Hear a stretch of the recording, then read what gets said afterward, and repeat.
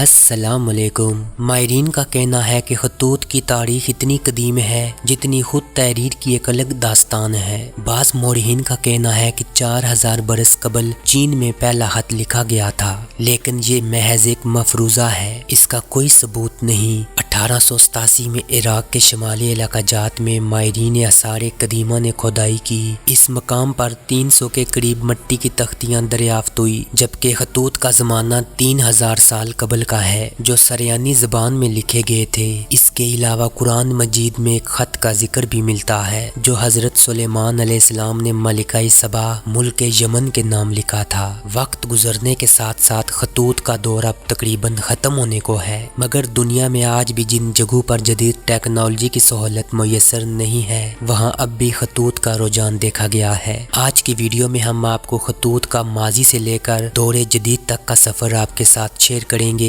لہٰذا ویڈیو میں ساتھ بنے رہیے گا۔ چینل کو سبسکرائب کرنے کے ساتھ بیل آئیکن کو بھی ضرور دبا دیجئے، کیونکہ آپ کو دلچسپ اور معلوماتی ویڈیوز باقاعدگی کے ساتھ دیکھنے کو ملتی رہیں گی۔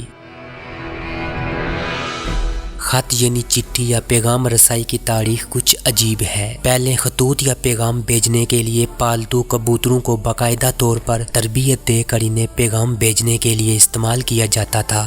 وہ کبوتر دور دراز تک اڑان بھر کر پیغام پہنچانے کا کام کرتے تھے۔ انہیں صرف گھروں میں پیغام پہنچانے کے لیے ہی نہیں بلکہ میدان جنگ میں بھی پیغام رسائی کے لیے استعمال کیا جاتا تھا۔ اس کے بعد پیغام رسائی کے اس سلسلے کو مختلف انداز میں اپنایا گیا۔ اللہ تعالیٰ نے حضرت آدم علیہ السلام سے لے کر تمام انبیاء اکرام تک پیغامات پہنچائے، یہاں تک کہ آخری نبی حضرت محمد مصطفیٰ صلی اللہ علیہ وآلہ وسلم پر پورا قرآن وحی کی صورت میں حضرت جبرائیل علیہ السلام کے ذریعے نازل کیا گیا۔ انسان جسے اللہ نے اشرف المخلوقات بنایا ہے، اس نے وقت کے حساب سے ڈاک کے نظام میں بھی تبدیلیاں پیدا کی۔ اگر لفظ پوسٹ پر غور کیا جائے تو یہ لفظ فرانسیسی زبان کے لفظ سے ماخوذ ہے جس کے معنی ایک مخصوص جگہ کے ہیں۔ ڈاک کی تاریخ کی بات کریں تو ڈاک کا آغاز 2000 قبل از مسیح میں ایک چینی بادشاہ نے کیا تھا۔ اس نے گوروں اور خچروں کی مدد سے ڈاک کا ایک ایسا نظام متعارف کروایا تھا،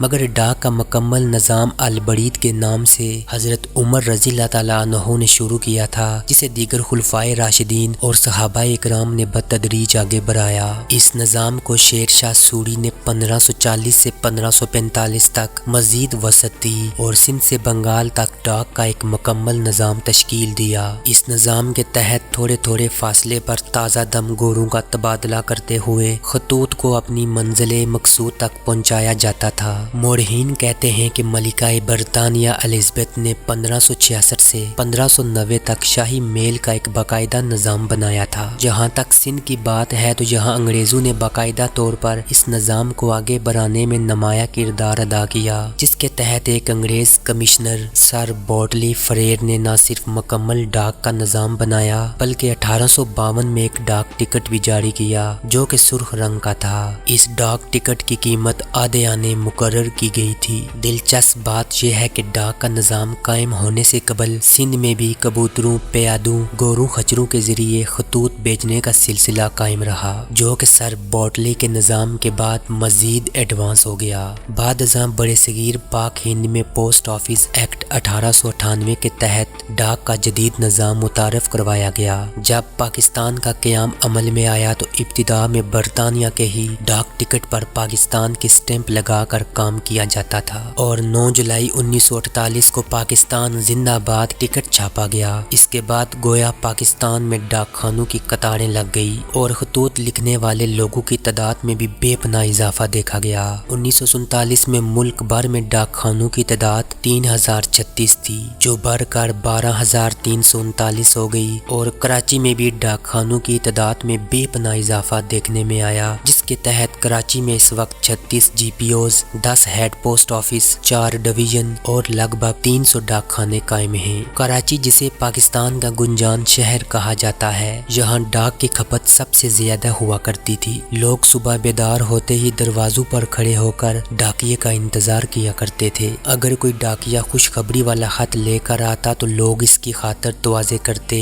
और इसे इनामात से भी नवाजते थे। अगर किसी मोहल्ले में कोई टेलीग्राम आता तो पूरे इलाके में कोहराम मच जाता, क्योंकि लोग इस वक्त सिर्फ किसी की मौत की सूरत में टेलीग्राम भेजा करते थे। मगर आज इसकी जगह इंटरनेट और मोबाइल फोन ने ले ली है, जबकि मुल्क भर में मुतअद्दिद निजी कोरियर कंपनीज भी डाक और पार्सल की तरसील का काम अंजाम दे रही हैं, जिससे महकमा डाक काफी पीछे चला गया है। लोगों ने जदीद टेक्नोलॉजी की मदद से पैगामात भेजने शुरू कर दिए हैं, जिसे देखकर यही महसूस होता है अब शायद महकमा डाक की जरूरत नहीं, क्योंकि महकमा डाक अब भी मुल्क भर में डाक की तरसील का वो वाहिद इदारा है जिसके डाक खाने छोटे छोटे गाँव और कस्बों में भी कायम है। महकमा डाक में बड़े पैमाने पर होने वाली करप्शन के बायस ये इदारा इस वक्त 8 अरब से जायद खसारे का शिकार होकर मुकम्मल तबाह हो चुका है। अफसरान और मुलाजमीन की गफलत और ज़ईफ मुलाजमीन की एक बड़ी तादाद घर बैठ कर तनख्वाहें वसूल कर रही हैं, जिसकी वजह से महकमे के अंदर चेक एंड बैलेंस का कोई निज़ाम मौजूद नहीं, जिसका निजी कोरियर कंपनीज फायदा उठाते हुए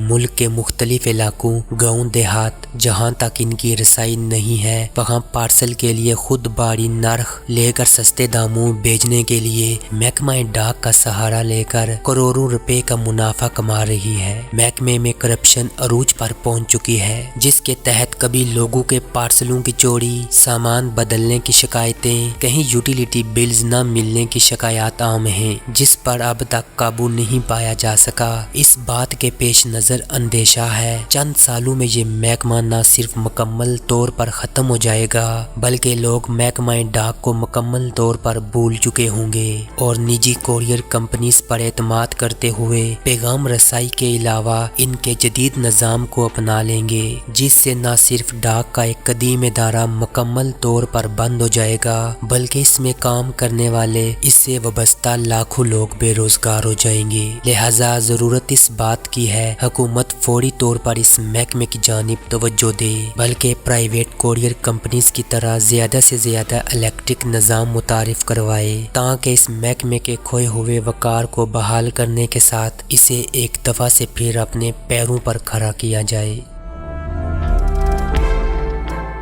वीडियो के मुतालिक अपनी राय कमेंट बॉक्स में ज़रूर दीजिएगा। आपसे होगी मुलाकात अगली वीडियो में। उस वक्त तक के लिए मुझे दीजिएगा इजाज़त। अल्लाह निगहबान।